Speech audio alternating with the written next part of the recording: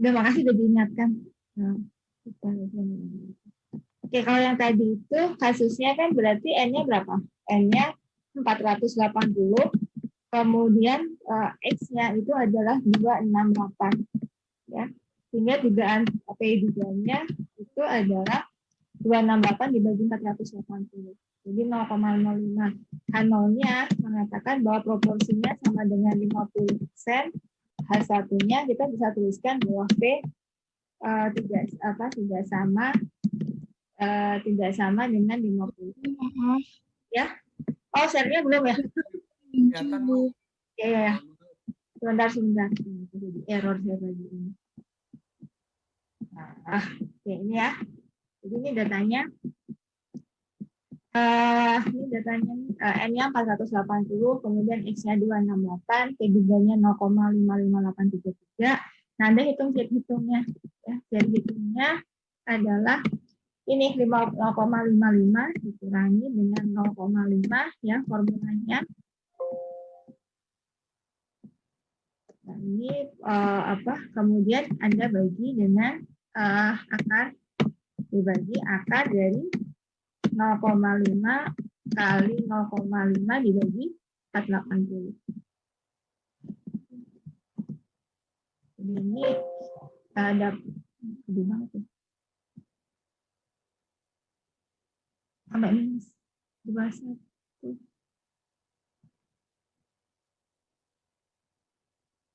Oh ya, sampai lagi. Kemudian Anda hitung set tabelnya, ya, set 0,05. Misalkan pada alfanya 0,5, karena ini dua arah ya, 0,25 misalkan, berarti Anda cari 0 S distribution dengan inverse adalah 0,9 atau 1 dikurang 0,25. Nah, karena ini besar sekali ya, karena hitung mutlak ya, absolut dari minus 21 kan berarti positif ya, ini 3506 itu lebih besar dari Z 0,025, maka ini jawabannya. Sehingga Anda akan mengisikan jawaban kita adalah, kalau ini kita balik lagi ke soal kita yang kuis tadi, berarti jawabannya adalah persentase daging memang terbukti lebih dari 50. Ya. Oke, Mbak Desi, ada pertanyaan? Silahkan. Mohon maaf, Bu, kepencet. Oh, kepencet. Ya, nggak apa-apa. Iya, Bu, mohon maaf. Ya, nggak apa-apa. Oke, nah jadi jawabannya itu.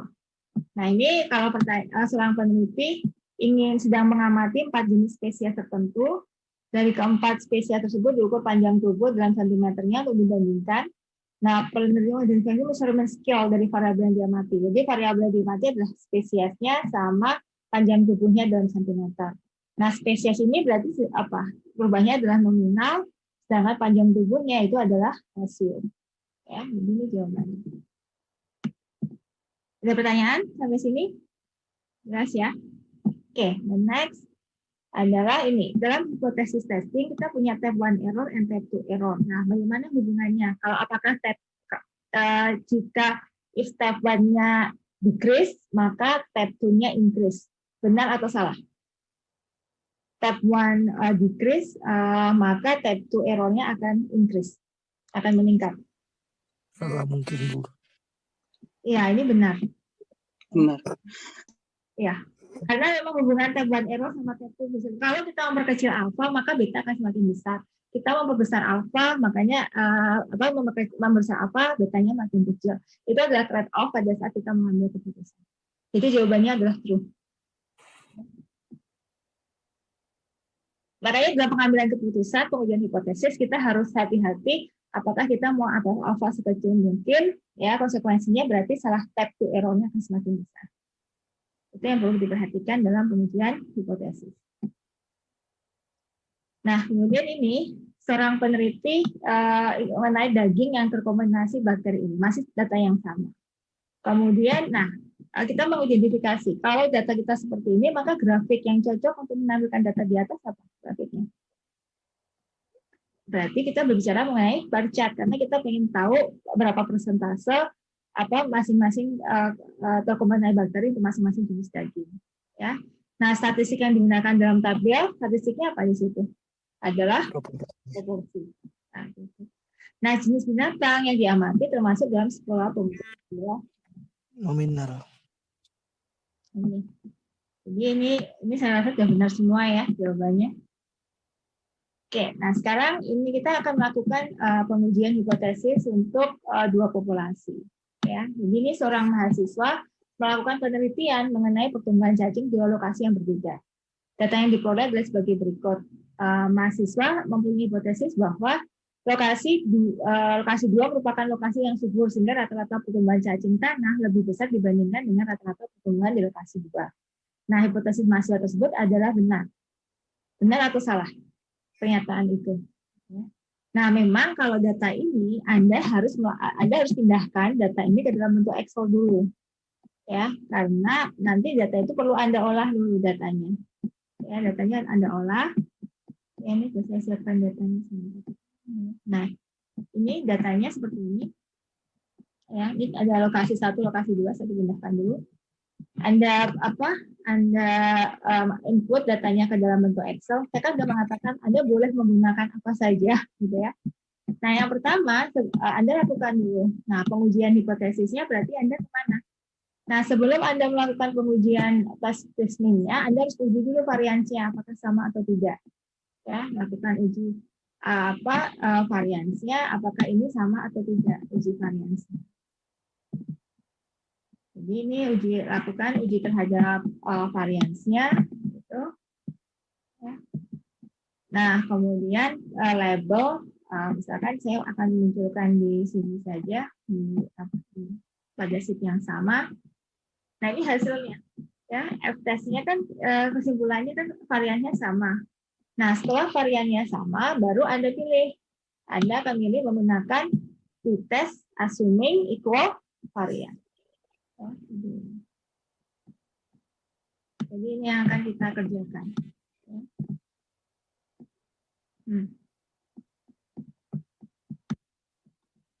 Ini. Kemudian ini oke. Nah, ini hasilnya.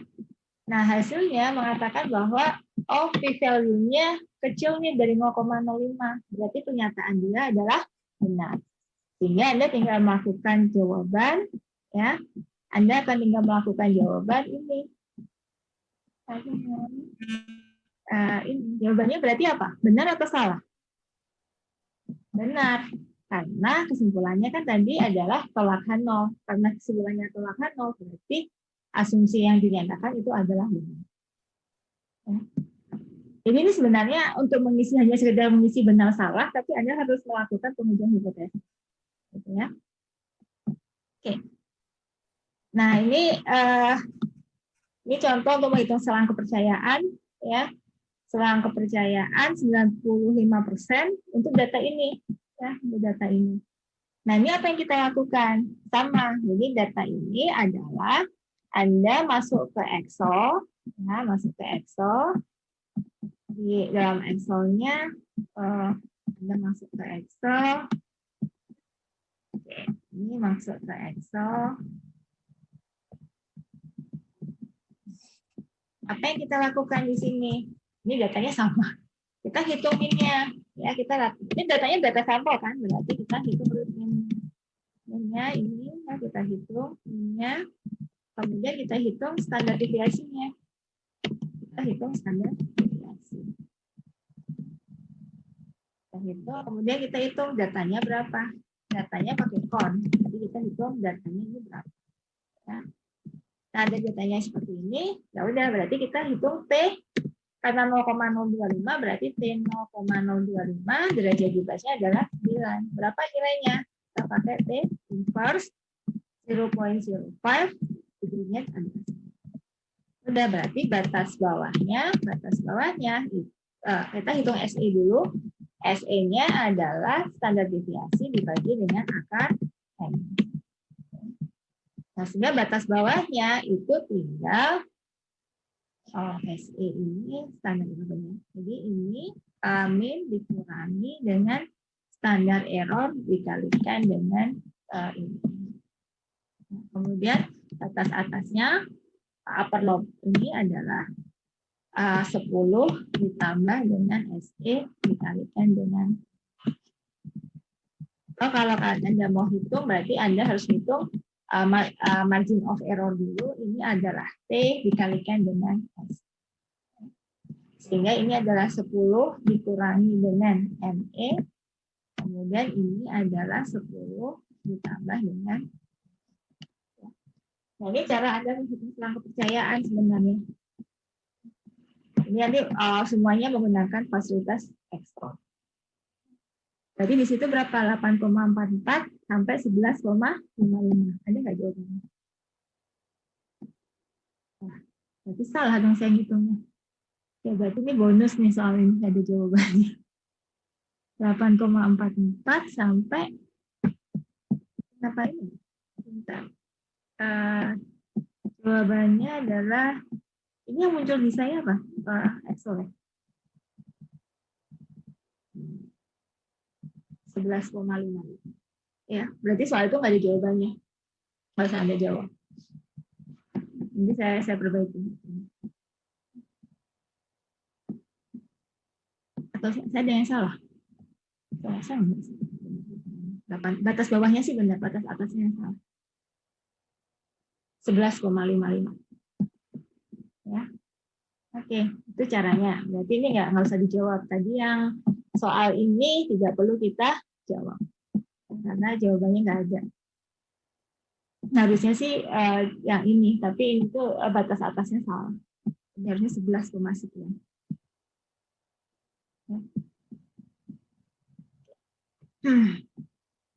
Nah, ini kalau seorang mahasiswa sedang melakukan penelitian, dia bingung menentukan confidence level yang akan digunakan, apakah 99%, 95%, atau 90%, maka mahasiswa tersebut berpikir bahwa semakin besar confidence level, maka mendapatkan confidence interval yang semakin kecil. Benar atau salah? Ini salah jawabannya. Ya, jawabannya adalah salah. False. Ya. Oke. Kenapa? Karena kalau semakin besar confidence levelnya, maka sebenarnya confidence intervalnya akan semakin besar. Jadi pernyataan ini adalah false. Nah, kemudian ini data ini karena ini seorang peneliti melakukan penelitian untuk melihat pengaruh ZA terhadap pertumbuhan tanaman. Data yang diperoleh sebagai berikut. Nah, apakah rata-rata pertumbuhannya sekitar 5 cm? Nah, apakah data tersebut mendukung si peneliti atau tidak? Nah, ini yang Anda perlu lakukan pengujian hipotesis di Excel. Ya, ini berarti Anda nanti pilihnya yang mana? Kalau ini berarti nanti Anda di Excel-nya Anda pilih yang datanya. Ya, ini datanya. Ya. Nah, untuk menganalisis ini berarti Anda pakai data apa di sini? Pilihan data analisis, fit test untuk yang pair to sample means. Ya, pair to sample means. Kemudian ini kita masukkan, terserah Anda mau minggu pertama atau minggu kedua, sama saja. Kemudian kita akan menguji apakah dia sebesar 5%. Sini kemudian hipotesis nolnya kita masukkan 5. Alfanya, misalnya saya di sini aja outputnya gitu ya. Ini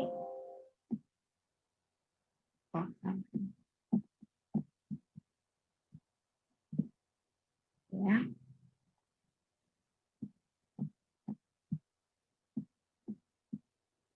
Nah, ini Anda bisa dapat hasilnya adalah apa ini cara membacanya.